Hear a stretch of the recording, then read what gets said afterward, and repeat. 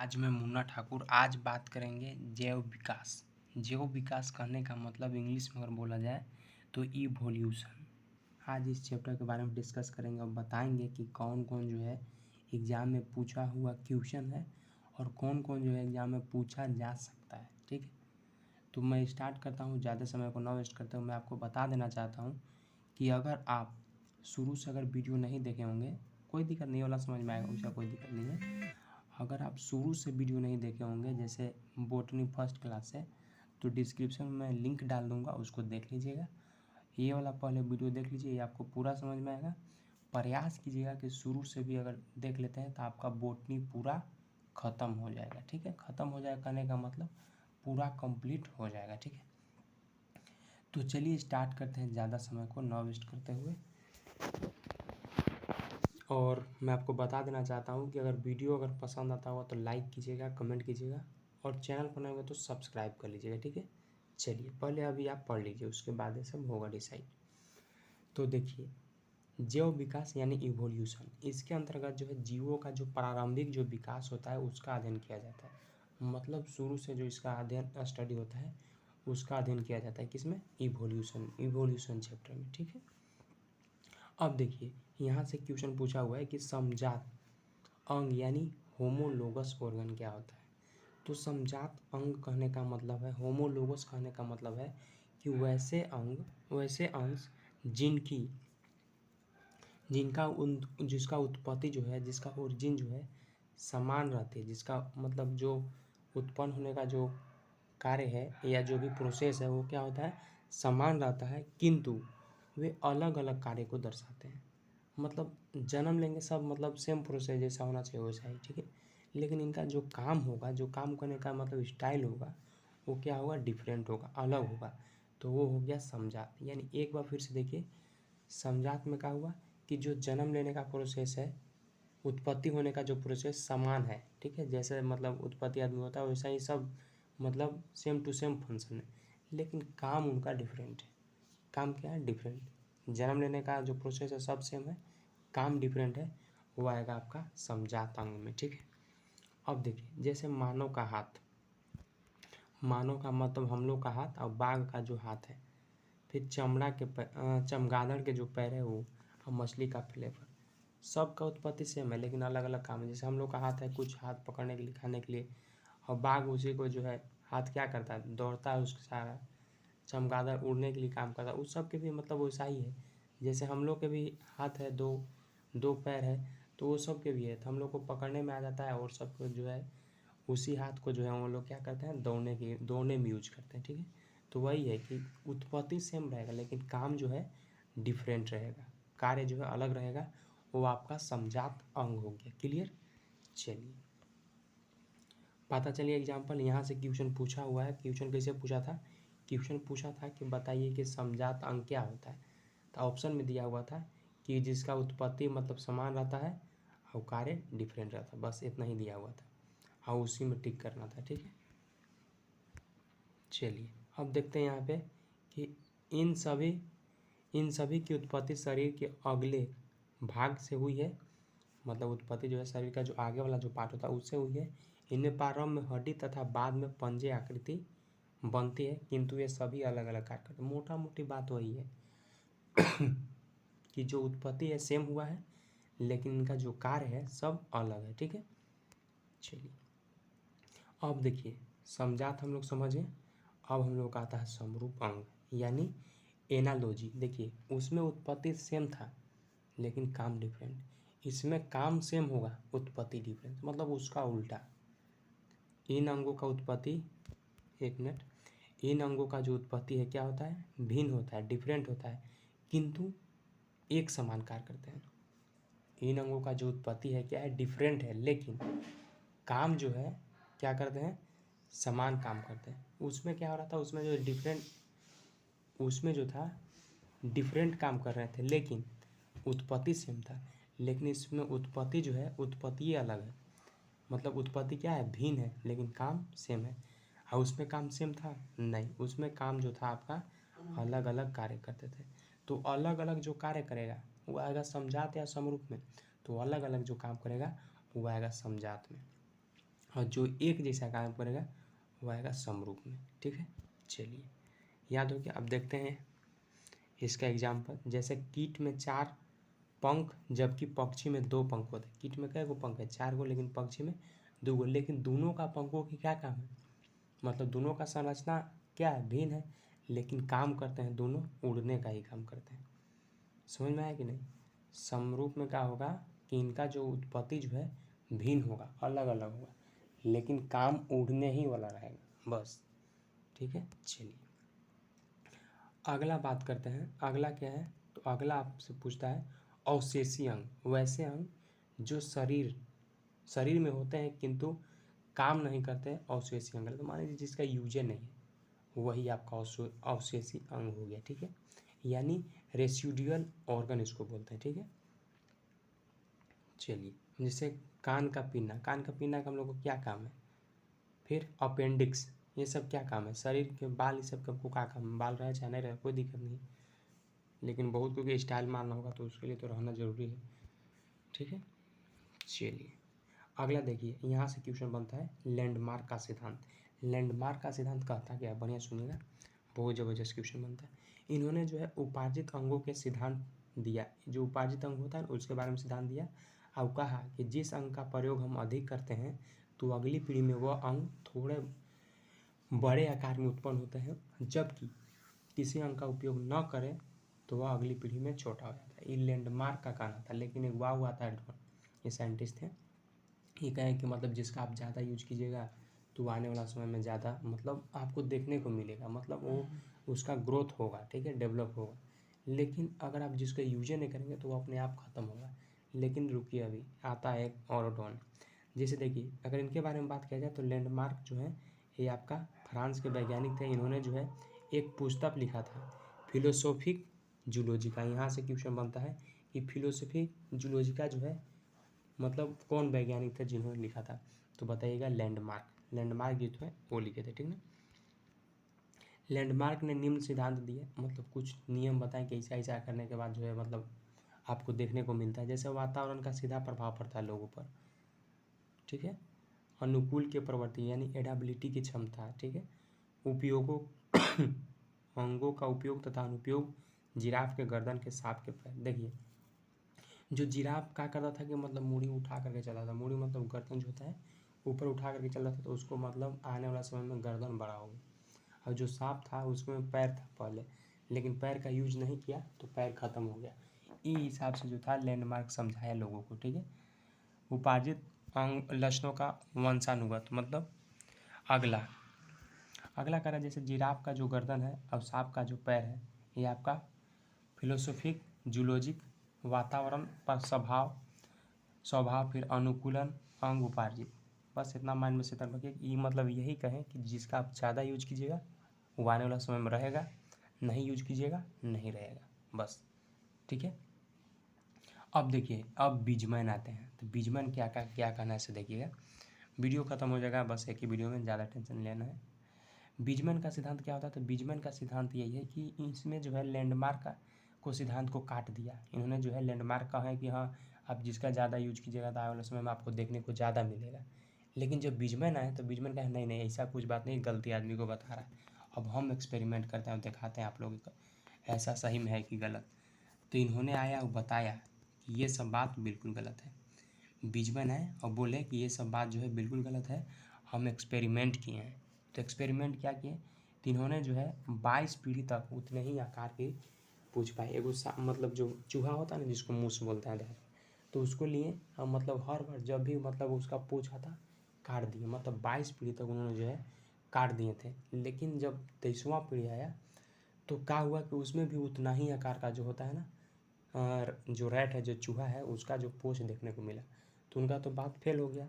जो आपका लैंडमार्क कहे थे कि आप जिसका ज़्यादा यूज कीजिएगा आने वाला समय में ज़्यादा होगा, लेकिन इस बात से तो बीजमैन के बात से तो वो फेल हो गए, क्योंकि इन्होंने जब एक्सपेरिमेंट किया तो देखा कि 22वीं पीढ़ी तक भी जो है जो चूहा का जो पूँछ का जो शेप था वो क्या था, तो उतना ही निकला हुआ था।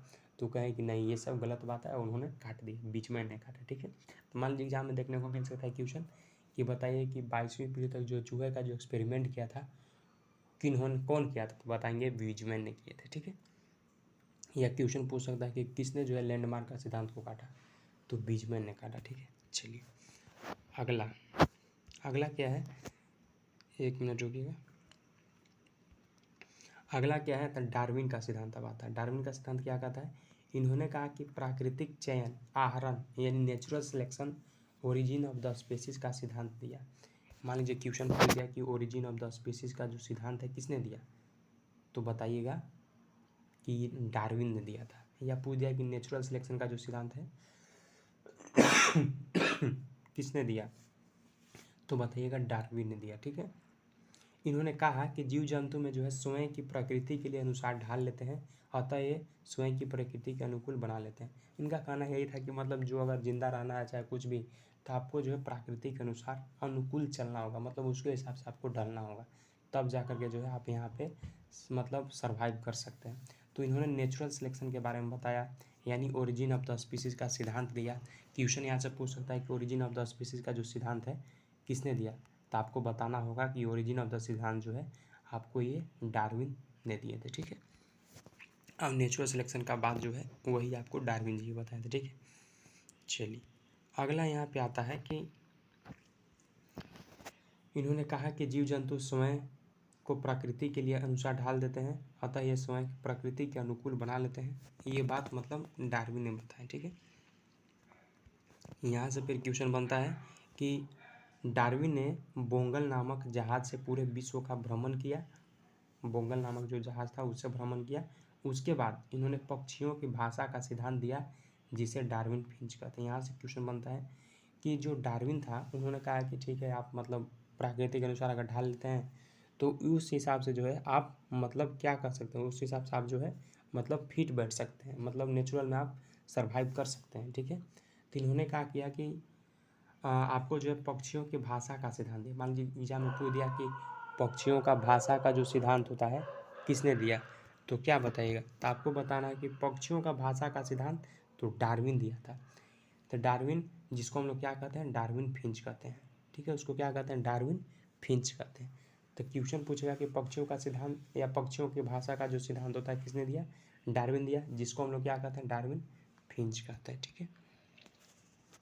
चलिए अब अगला यहाँ पे देखिए, जैसे उन्होंने कहा कि मतलब ठीक है, आप अगर नेचुरली अगर आप फिट हैं तो ये आपको देखने को मिल सकता है। जैसे संतान हुआ, उसके बाद संघर्ष। तो संघर्ष होगा तो क्या कैसे होगा, सजातीय संघर्ष होगा, मतलब आपस में जो होता है वो अभी जानेंगे पूरा सजातीय क्या होता है। फिर अंतर जातीय में क्या होगा, तो योग्यतम के हिसाब से होगा, वातावरण के अनुकूल से होगा, ठीक है। फिर वातावरण के हिसाब से। अब देखिए यहाँ पे आपको क्लियर समझ में आएगा, ठीक है। एक मिनट रुकिएगा, अब इसको थोड़ा सा पढ़ लेते हैं उसके बाद। कि ये जो आपको डार्विन जो थे, ये आपका ब्रिटेन के वैज्ञानिक थे। मान लीजिए क्वेश्चन पूछ दिया कि डार्विन कहाँ के वैज्ञानिक थे, तो क्या बताएंगे, तो हमको बताना है कि डार्विन जो थे आपको ब्रिटेन के थे। अगर वही क्वेश्चन अगर पीछे घुमा के पूछ दिए कि बताइए कि लैंडमार्क कहाँ के वैज्ञानिक थे, तो आपको बताना है कि वो फ्रांस के वैज्ञानिक थे। उन्होंने ही जो है एक पुस्तक लिखे थे फिलोसफी जूलॉजिका के बारे में, ठीक है। चलिए याद रखिएगा, वो सब भी इम्पोर्टेंट है, ठीक है। इसके जो आपका वैज्ञानिक थे, इनकी पुस्तक ओरिजिन ऑफ स्पीसीज प्राकृतिक चयन यानी नेचुरल सिलेक्शन का सिद्धांत देता है। यहाँ से क्वेश्चन पूछ सकता है कि नेचुरल सिलेक्शन का सिद्धांत जो है मतलब किसके, मतलब कौन देता है, कौन वैज्ञानिक ने बताया, तो बताइएगा डार्विन ने बताया, ठीक है। इन्होंने ही सिद्धांत दिया था। तो कहा कि जीवों, पहला है कि जीवों में संतान उत्पत्ति करने की अपार संभावना है। मतलब जो जीव है, जो ऑर्गन है, उसमें क्या है कि आपको जीव मतलब उसमें जो उत्पत्ति करने का जो है आपका अपार संभावना, उसमें कोई दिक्कत नहीं है, किंतु बहुत ही कम जीवित बचते हैं। मतलब ढेरे आप बच्चा जन्म कर सकते हैं, बच्चा जन्म मतलब जन्मा सकते हैं, लेकिन उसमें जो क्षमता होगा जीने का तो बहुत कम होगा, बहुत कम ही जी सकता है। पहला बात इन्होंने ये बताया, ठीक है। जीवन जीने के लिए संघर्ष, पहला बताया कि मतलब आप पूरा अपार है, बहुत सारे मतलब बच्चा जन्म मतलब दिला सकते हैं, कोई दिक्कत नहीं है, अपार संभावना है आपके पास। लेकिन दूसरा बताया कि इसके जीने के लिए संघर्ष भी होगा। जैसे पहला होगा सजातीय संघर्ष। सजातीय संघर्ष क्या होता है, तो सजातीय यानी शेर बाघ आपस में ही सेम सेम, सांप कोबरा, मछली, शार्क, वनस्पति। मतलब कहने का मतलब यह है कि अपने में पहले लड़ाई होगा, सजातीय संघर्ष होगा। उसके बाद जैसे बाघ शेर तो ये आपस में ही है, मतलब सेम स्पीसीज है, ठीक है। अब देखिए दूसरा अंतरजातीय, यानी गाय और मगरमच्छ में, मानव और पक्षी में, इस सब से अगर आप बच जाइएगा तब जो है आप नेचुरल में जाकर के फिट होइएगा, ये कहना था। वातावरणीय संघर्ष, इसमें भूकंप और गर्मी, ये सबसे तो मान लीजिए कोई नहीं बच पाएगा, इधर बच जाइए इधर बच, अगर इधर बच गए तब तो फिर कोई कहना ही नहीं, ठीक है। तो ये सब मतलब उन्होंने बताया। पहला बताया क्या जी, तो पहला बताया कि जीवों में जो है अपार संभावना है उत्पत्ति करने के लिए, ठीक है, किंतु कम ही जीवित बचते हैं, ये बात बताया। दूसरा जीवन के संघर्ष के लिए बताया, तो संघर्ष में आपका आ गया सजातीय, अंतरजातीय, वातावरणीय संघर्ष, ये सब, ठीक है। अब अगला तीसरा पॉइंट इन्होंने बताया कि इसमें जो है आपका योग्यतम की उत्तरजीविता यानी फिटनेस, जीवन संघर्ष में वही जीवित रहता है जो स्वयं को वातावरण अनुसार ढाल लेता है। बस एक ही लाइन इंपॉर्टेंट है। देखिए क्वेश्चन पूछ सकता है कि बताइए जो स्वयं वातावरण में मतलब ढाल लेता है, अनुसार ढाल लेता है, ये जो है मतलब सिद्धांत किसने दिया था, ये बात किसने बताया था, तो बताइएगा डार्विन ने बताया था, ठीक है। चलिए अब आता है, सॉरी डार्विन, हाँ डार्विन ने बताया था, ठीक है। अब आता है नव डार्विनवाद। अब नव डार्विनवाद का सिद्धांत क्या है उसके बारे में देख लेते हैं। इनके अनुसार कहा गया है कि नई जाति में जो है परिवर्तन अचानक होता है। यहाँ से क्वेश्चन पूछ सकता है कि बताइए कि जो नई जाति होता है उसमें जो है परिवर्तन अचानक से होता है, ये सिद्धांत किसने दिया, तो बताइएगा कि ये सिद्धांत जो है आपको नव डार्विनवाद ने दिया था, ठीक है। यह सिद्धांत उत्परिवर्तन को दर्शाता है। ये सिद्धांत किसको दर्शाता है, तो उत्परिवर्तन को जो है दर्शाता है। क्वेश्चन यहाँ से पूछेगा कि बताइए कि मतलब कौन जो ऐसा साइंटिस्ट है जिन्होंने कहा कि आपका जो है जो जाति होता है नई जाति में जो है अचानक परिवर्तन होता है, तो बताएंगे नव डार्विन। इसको याद है क्या, नव यानी न्यू डार्विन, मतलब नव डार्विन यानी कहा कि अचानक परिवर्तन होगा, ठीक है, यानी न्यू बेबी मतलब डायरेक्ट जन्म लेगा। तो कौन बताया, न्यू यानी अचानक, यानी नव डार्विनवाद, याद रखिएगा, बहुत इंपॉर्टेंट है, ठीक है। चलिए अब लास्ट टॉपिक हम लोग को आ गए हैं, बस उसके बाद खत्म, ठीक है। तो ये क्या कहता है इसको देख लेते हैं कि आपका जो है होंगो डी बीज का सिद्धांत। इन्होंने कहा कि उत्परिवर्तन यानी म्यूटेशन का जो सिद्धांत है, मान लीजिए यहाँ से क्वेश्चन पूछ सकता है कि म्यूटेशन का सिद्धांत जो है किसने दिया, तो बताएंगे कि म्यूटेशन का सिद्धांत जो है आपका होंगो डी बीज ने दिया। म्यूटेशन का सिद्धांत किसने दिया, तो होंगो डी बीज ने दिया। इन्होंने बताया कि किसी जीव में अचानक इतना बड़ा परिवर्तन होता है कि वह अपने मूल नस्ल से पूरी तरह भिन्न दिखने लगता है, जिससे कि एक अलग जाति का निर्माण होता है। अब देखिए ये कहा कि मतलब उसमें मतलब ऐसा मतलब परिवर्तन होता है, जीव में ऐसा परिवर्तन होता है कि मतलब जो अपना नस्ल होता है ना उससे भिन्न हो जाता है, अलग हो जाता है, ठीक है, अलग जाति का निर्माण हो जाता है। ये आपका होंगो डी ब्रिज ने बताया, ठीक है। और नव डार्विन का बताया, वो बताया कि मतलब जो है इसमें जो है आपको अचानक परिवर्तन होता है। ये बताया कि मतलब परिवर्तन होगा लेकिन अपना नस्ल से जो है पूरा तरीका से मतलब ख़त्म हो जाएगा, दूसरे तरीका से दिखेगा। ये आपका होंगो डी बीज का सिद्धांत था।